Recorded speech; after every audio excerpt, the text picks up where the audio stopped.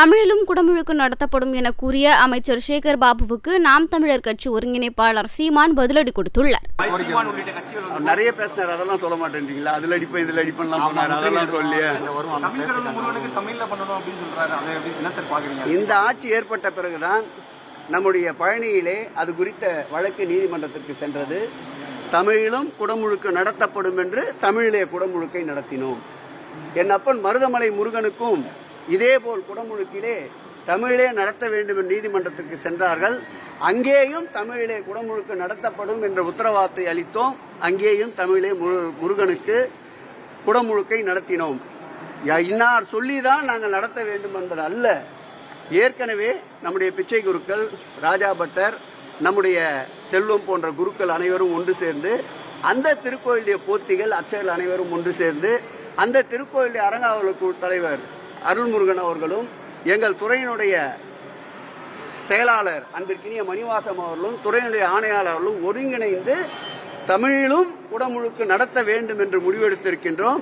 நடைபெறப் போகின்ற ஒன்றை நாங்கள் ஆர்ப்பாட்டம் முற்றுகை என்ற பிறகுதான் இது நடந்ததாக கூறுவதற்காக தானாக கணிகின்ற கனியையும் எங்களுடைய மந்திர சொற்களால் தான் கனிந்தது என்று சொல்வதை போல இருக்கின்றது.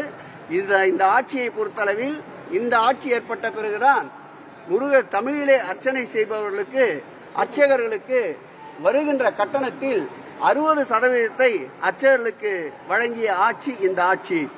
இந்த ஆட்சி ஏற்பட்ட பிறகுதான் 13 புத்தகங்களை, போற்றி புத்தகங்களை மறுபதிப்பு செய்து வெளியிட்ட ஆட்சிதான் மாண்புமிகு தமிழக முதல்வருடைய ஆட்சி.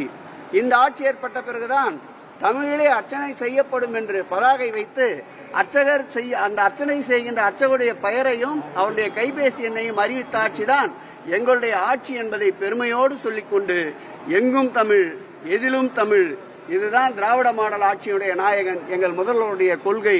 ஆகவே திருச்செந்தூரில் அருள்மிகு முருகப்பெருமானுடைய குடமுழுக்கு தமிழிலும் நடத்தப்படும்.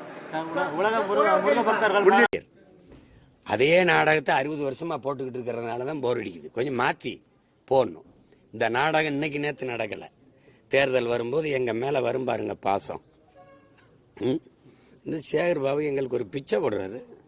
தமிழிலும் என்ன ஆப்பிரிக்கா ஆஸ்திரேலியால கேட்கிறேன், இல்ல உங்க ஊர் ஆந்திரால கேட்கிறேன்னா, வெங்கடாசலபதி கோயில்ல எங்களுடைய தாய்மொழியில நீங்க குடமுழுக்கு செய்யுங்க, இல்ல ஐயப்பன் கோயில்ல கேட்கிறேன்னா கேரளால, இல்ல ஒரிசால பூரி ஜெகநாதர் கோயில்ல கேட்கிறேன்னா, இது என் நாடு, இது என் நிலம், இறை என் இறை என் மொழி, அதுல வழிபாடு செய்யணும்னா தமிழிலும் அப்படின்னா இந்த கல்யாண வீடுகளில் பிச்சைக்காரன் வாசல்ல இருப்பான், இருங்க உங்களுக்கும் சாப்பாடுக்கு இருந்து சாப்பிட்டு போங்கிற மாதிரி சொல்றீங்க. தமிழ்ல நடத்துறதுக்கு நாங்க முன்னாடியே யோசனையில தான் இருந்தோம். ஏற்கனவே கனிஞ்சி பழுத்துட்டு தான் இருந்துச்சு. இப்ப நீங்க சொந்தம் கொண்டு புகை போட்டவன் நான் தான். கனிஞ்சு எங்கிட்டு வச்சு கனியை வச்சுக்கிந்தா சேட்டன்னா கனிஞ்சு ஏன் அதை முதல்ல இல்ல அதெல்லாம் நாங்க பண்ணிடுவோம் அப்படின்னு சொல்ல வேண்டியதானே. இதுதான் கனிகிறதா? தமிழிலும் அதான் கனிகிறதா?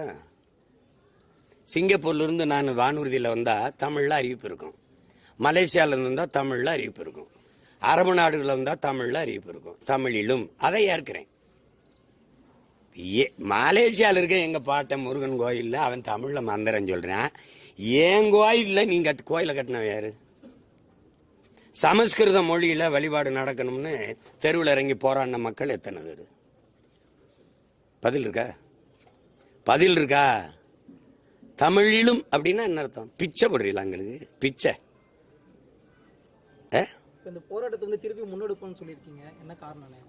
முன்னெடுக்க போராட்டத்தை நான் பின்னடைஞ்சாதானே முன்னெடுக்கிறது. தொடர்ந்து நடைபெறும். தொடர்ந்து நீ கோயில் திருச்செந்தூர்ல எங்கள் மூதாதை திருமுருக பெருமானின் கோயில்ல, கோயில் கோபுரத்துல உச்சியில என் தாய்மொழி ஒலிக்கணும். ஒலிக்குமா இல்லையா? அதான் கேள்வி. நீ சும்மா ஒரு அரங்கத்தில் உட்கார்ந்துக்கிட்டு ஓதுவார வச்சு கந்தர் அனுபூதி பாடுவேன், நான் திருப்புகளை பாடுவேன், திருமுருகாற்றுப்படை பன்னீர் திருமறை ஓதுவேன். அது ஓதாம போ. மேல கோபுர உச்சியில் இருக்க கலசத்துல என் தாய்மொழி ஒலிக்குமா ஒலிக்காத? இதுதான் பேச்சுப்ப. அதான கேள்வி.